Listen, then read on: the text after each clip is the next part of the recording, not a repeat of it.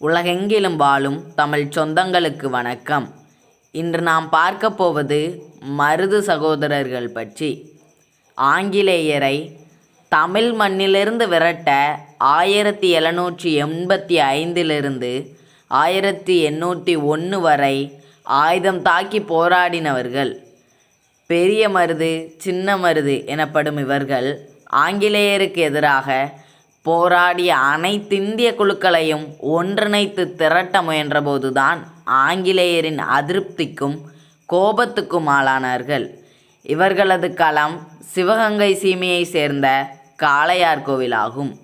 Joseph Smith தலைமையிலான ஆங்கிலேய படை 1772 இராமநாதபுரத்தை கைப்பற்றிய பின் உடனடியாக சிவகங்கை மீது போர் தொடுத்தது. இந்த திடீர் தாக்குதலை எதிர்பாராத அரசர் முத்துவடுகநாதர் காளையார் கோவில் போரில் பலியானார். அவரது பட்டத்தரசி வேலுநாச்சியார், மகள் வெள்ளச்சி, அமைச்சர் தாண்டவராயன் பிள்ளை, மருது சகோதரர்கள் ஆகியோர் திண்டுக்கல் அருகே விருப்பாச்சி காட்டுக்கு தப்பிச் சென்றனர். 1772 பிறகு காட்டில் மறைந்து வாழ்ந்த மருது சகோதரர்கள் தமது கிளர்ச்சியை 1779 தொடங்கி ஆற்காடு நவாப், தொண்டைமான் கும்பினியார் ஆகியோரின் படைகளை வெற்றி கொண்டு 1780 சிவகங்கை சீமையை மீட்டு வேலுநாச்சியாரை மீண்டும் அரியணையில் அமர்த்தினர்.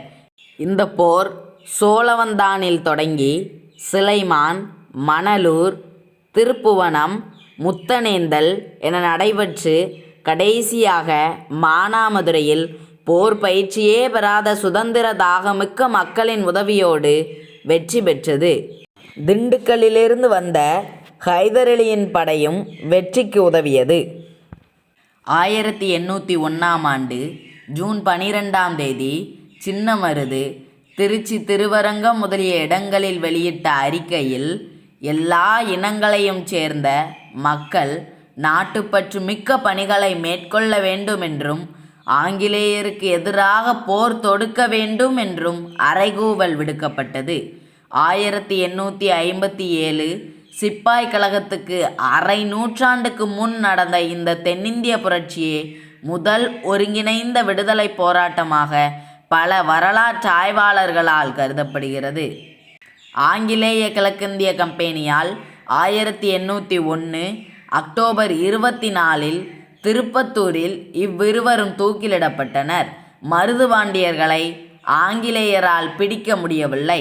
காளையார் கோவிலை தகர்ப்பேன், நாட்டு மக்களை கொல்வேன் என ஆங்கிலேயர்கள் விடுத்த தகவலால் மருதுபாண்டியர்கள் சரணடைந்தனர். மருதுபாண்டியரை நேரடியாக போரிட்டு பிடிக்க ஆங்கிலேயருக்கு திராணி இல்லை, துணிவில்லை. ஒரு தமிழனின் வீரத்தை கண்டு மிரண்டு போகிறோம். தமிழர் வாழ்க, தமிழ்த்தாய் வாழ்க. நன்றி, வணக்கம்.